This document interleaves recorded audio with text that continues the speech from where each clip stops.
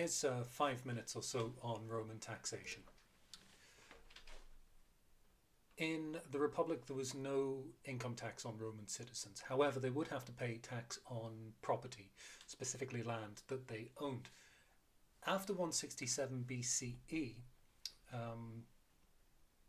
presumably because revenue from the provinces was so lucrative because Roman territories had expanded so much, even the property tax was done away with. So average Roman citizens didn't have to pay any direct taxation at all.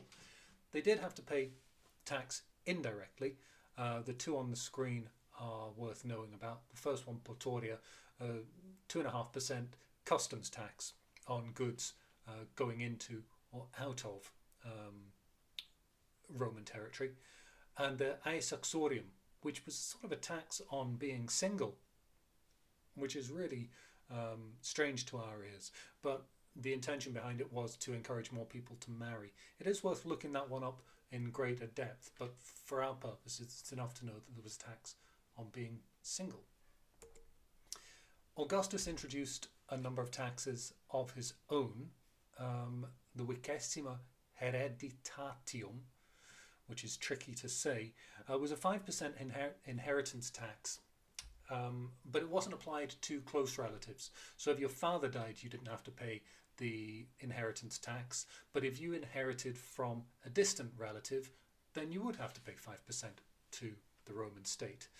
The centesimo rerum venalium was a 1% tax on everything sold at auction. And auctions were reasonably common, in fact very common in the Roman world.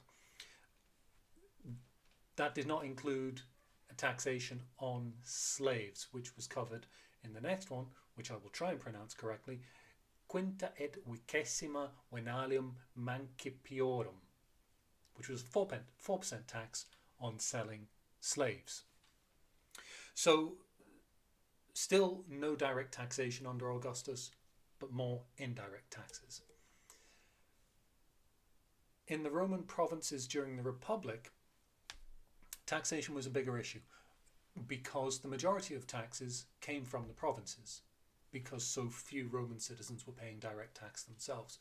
But the provinces themselves didn't pay a tax per head as such. It was incumbent on the province to pay a stipendium, a tribute, a fixed sum set by the Roman state for the province to gather together.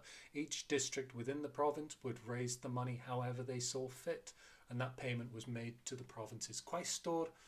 Some cities in the provinces were given free status or ally status, so some cities still didn't pay any direct taxes at all. But it's important to note that in the provinces it was a tribute, a fixed sum for the province to work out how to collect for themselves, because that contrasts with something we're coming to. A quick deviation to look at Sicily, Sardinia and Asia, which is, we would call it modern day Turkey. Remember, Rome couldn't grow enough grain to feed itself. So the taxation there was actually in the form of a percentage of the crops grown. These were provinces which were very rich in growing grain. So they paid a decumania, 1/10 of the crops they harvested. 1/10 of everything they grew went to Rome. Hence the Roman grain supply was maintained.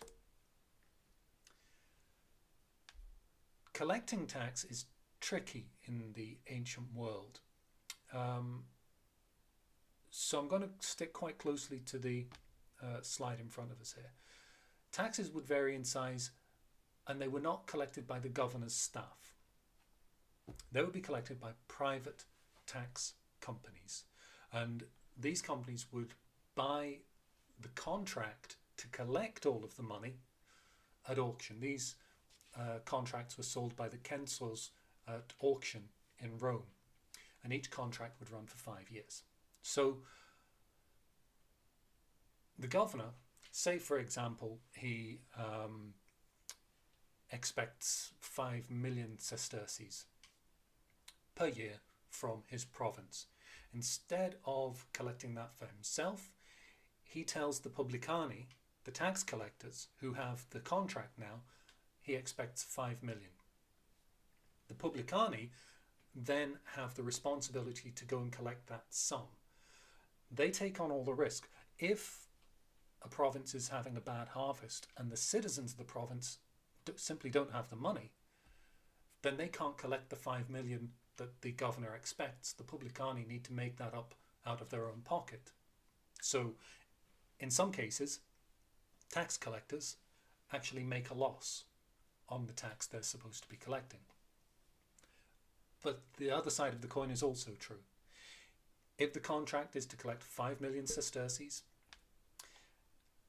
and the province is having a strong economic year, and the publicani can actually get more money from the taxpayers within the province, then the difference, say they manage to collect 6 million sesterces, they keep 1 million sesterces, they give the 5 million to the governor.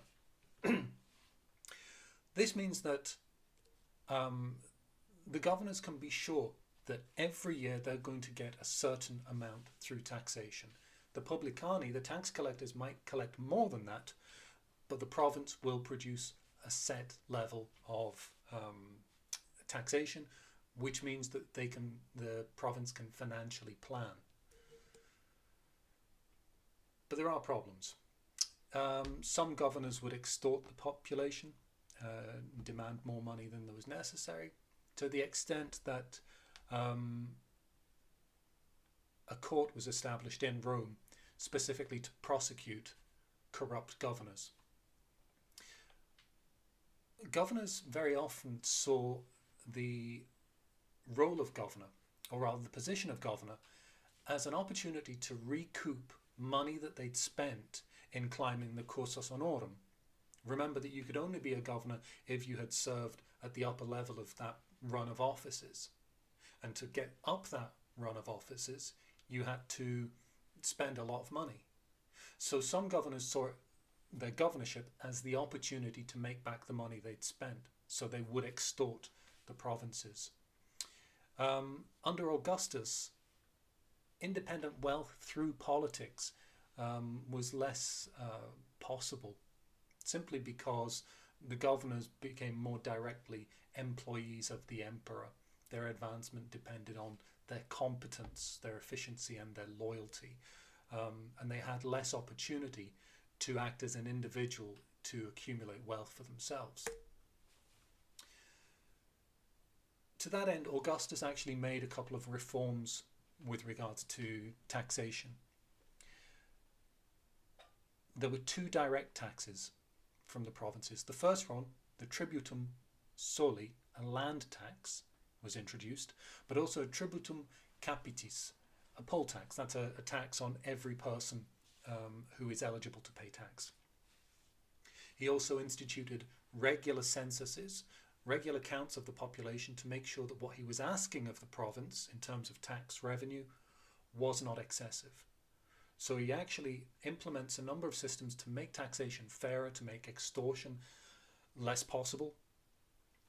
And in imperial provinces, the taxes were collected by a procurator, completely separate to the governor. The indirect taxes would still be collected by publicani, the tax collectors, but in the imperial era, they were increasingly supervised by government officials. So again, the opportunity for corrupting the process and for profiteering was reduced. If you have any questions, do ask me in class. There's no skinny for this one because I do think you need the detail. So take your time, run back through, take your notes, and if you still have questions, I will be in class.